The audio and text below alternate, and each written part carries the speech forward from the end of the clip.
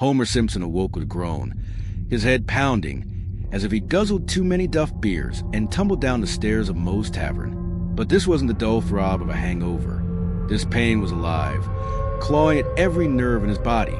His eyelids fluttered open, and he found himself sprawled face down on a street that resembled Evergreen Terrace.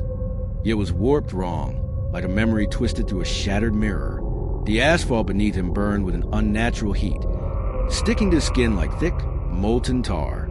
He pressed his palms against it, trying to stand, but the ground gripped him tighter, peeling his flesh away in slow, agonizing strips. A scream caught in his throat as he glimpsed his own bones through the raw, oozing patches where his skin had melted. Before he could process the sight, the flesh bubbled back, regenerating only to dissolve again in an endless, torturous loop. The air smelled of singed meat and despair, and Homer's mind reeled. This ain't right," he stammered, his voice trembling. He opened his mouth to yell his familiar dough, but a word barely formed before his tongue swelled. Sprouting jagged thorns had stabbed into his palate. Black, syrupy blood poured from the wounds, flooding his mouth with a bitter, choking taste. He spat frantically, but the thorns grew sharper, shredding his tongue further as a dark liquid dribbled down his chin. A voice broke through the haze, soft yet chilling. "Honey, you're home," it purred, dripping with a sweetness that curdled his stomach. Homer turned his head, wincing as emotion tore more skin from his cheek, and saw Marge, or something wearing her face. Her towering blue hair was no longer a beehive, but a mass of wriggling tentacles, each one glistening with a sickly sheen. They slithered toward him, coiling around his arms and throat with suffocating embrace. "Welcome back, homie," she whispered, her voice a haunting blend of affection and menace. The tentacles tightened, ripping tufts of his thinning hair from his scalp, leaving bloody welts behind. "Marge, stop, please," Homer croaked, but the plea only fueled her grip. As he gasped for air, a sharp, cackling laugh sliced through the air. "Hey, Dad, catch!" Bart's voice echoed, hollow and unhinged. Homer's gaze darted to his son, and his stomach lurched. Bart was a skeletal caricature, his bones stark white, his grin a rictus of madness glowing from empty sockets. Still laughing, he tore off his own fingers with a wet snap and flung them at Homer. Each bony shard hit like a grenade, erupting in bursts of pain that rocked his insides, as if his organs were splintering apart. "Bart, what? Ow! Stop it!" Homer cried, but his thorn tongue lashed again, turning his protest into a gurgle of agony. Then came the wail of a saxophone, shrill and warped, nothing like Lisa's usual soulful tunes. The notes stabbed into Homer's ears, piercing his eardrums with a wet, popping burst. He howled as his eyes swelled, bulging grotesquely before exploding in a spray of blood and jelly. Darkness swallowed him for a merciful second, but then new eyes sprouted, distorted and throbbing, only to face the same fate as Lisa's relentless melody continued. Desperate, Homer lunged to flee, but his legs betrayed him, sinking into the asphalt as if it were quicksand. The ground swallowed them, twisting his bones into gnarled, root-like tendrils that fused him to the spot. The street itself seemed to breathe, whispering venomous insults in voices he knew. Flanders Burns Barney. "Worthless idiot failure," they sneered, each word sinking into his soul like a blade. Above him, a sign flickered into existence, its letters dripping crimson. "Welcome to eternity, Homer." The blood didn't pool.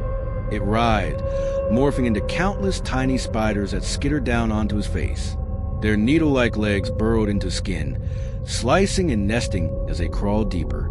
Homer's mind buckled under the weight of it all. This wasn't the fiery hell he'd pictured from Reverend Lovejoy's sermons. This was worse, a personal abyss. His family turned into tormentors, his home a prison of endless suffering.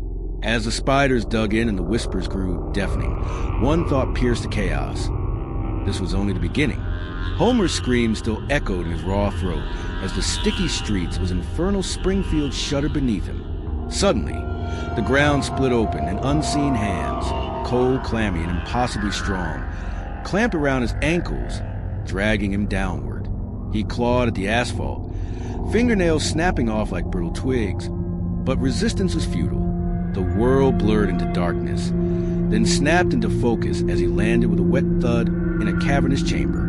Before him loomed a mountain of glistening donuts, each one a perfect ring of sugary temptation, shimmering under a sickly yellow light.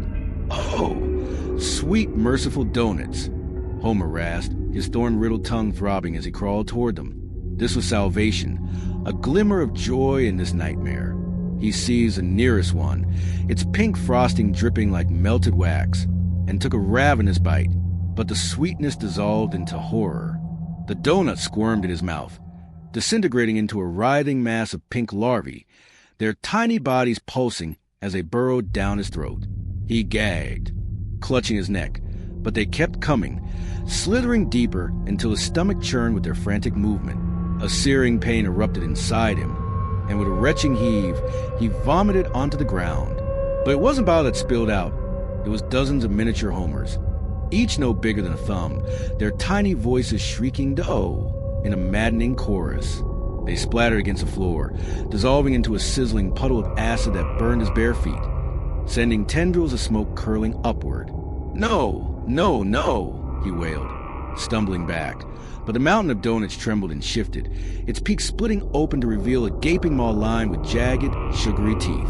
The pile roared, a deep, guttural sound, and rolled toward him like a living avalanche. Donuts sprouted bulging eyes and leering grins, their sprinkles wriggling like worms. Homer turned to run, but his legs buckled, swelling into grotesque, jelly-like stumps that oozed with every step. The mountain crashed over him, flattening his lower half into a pulpy mess. Bones snapped with a sickening crunch, and he screamed as the donuts laughed, their voices a distorted cacophony of glee. From the shadows staggered Moe, his apron stained with greenish rot, holding a frosty duff beer. "Hey, Homer, drown your sorrows," he croaked, his voice dripping with malice. Desperate for relief, Homer snatched a can and guzzled it down. The cold fizz hit his tongue, then turned to ash. A swarm of black flies erupted from his mouth, buzzing furiously as they tore his flesh from the inside.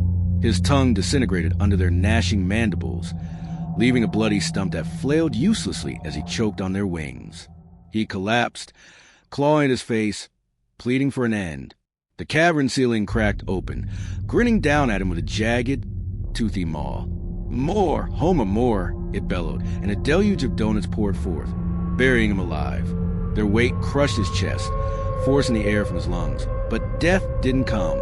He thrashed, breaking free, only to find his body grotesquely transformed, bloated and lumpy, his skin stretched tight over oozing sores that burst with every movement. From each rupture crawled more mini-Homers, their tiny hands clawing at him, giggling as they sank their teeth into his swollen flesh. The mountain loomed closer, its laughter deafening, and Homer sank to his knees, tears streaming down his face. But the tears burned, turning black and searing tracks into his cheeks. A chorus of voices, Flanders' sanctimonious drawl, Barney's slurred belch, Krusty's manic cackle, rose in the donuts, singing a twisted hymn. "Oh, Homer, you glutton, you fool, your hunger's your doom, forever our tool." Each note tightened an invisible noose around his soul, his ribs cracked one by one under the strain, jutting through his skin like broken branches. As the mini-Homers gnawed his legs and the mountain pinned him beneath its suffocating mass, Homer's mind fractured. This wasn't just punishment. It was a feast of his own making, his love for food twisted into an eternal banquet of torment. The last sound he heard was his own voice, warped and mocking, joining the song as the donuts swallowed him whole. The suffocating weight of the donut mountain lifted as abruptly as it had fallen, but relief was a fleeting dream for Homer Simpson. The cavern dissolved into a swirling void, and he felt his body yanked upward by invisible strings, his limbs jerking like a broken puppet's. He landed hard on a circular stage, the wood beneath him slick with a warm, crimson sheen that smelled of rust and regret. Spotlights flared to life, but they weren't lights. They were clusters of human eyes, bulging and unblinking, their pupils dilating as they bathed him in a cold, accusing glow that scorched his skin. Chains erupted from the floor, coiling around his wrists and ankles, pinning him spread eagle in the center of the stage. Before he could scream, a familiar hum filled the air. Marge's voice, soft and lilting, but laced with chilling edge. "You never listened to me, homie," she said, stepping from the shadows. Her hands clutched needles carved from fish bones, glinting with a dull, wet sheen. She knelt beside him, her smile too wide, and began to sew his lips shut. Each puncture was slow, deliberate, the bone piercing his flesh with a sickening pop, dragging threads of sinew through the wounds. Blood trickled down his chin as he whimpered, muffled by the tightening stitches. A sharp giggle cut through the silence, and Bart leaped onto the stage, his skateboard alive beneath him, its wheels oozing blood that screamed with every turn. "Time for some fun, Dad," he cackled, his voice echoing inside Homer's skull. Bart slammed the board down onto Homer's fingers, crushing them into a pulpy mess. The bone splintered into red dust, and the pain shot his arms like lightning. But the chains held him fast as Bart ground the skateboard back and forth, grinning with jagged teeth that gleamed in the eyelight. Then came Lisa, her silhouette framed by the stage's edge, clutching her saxophone.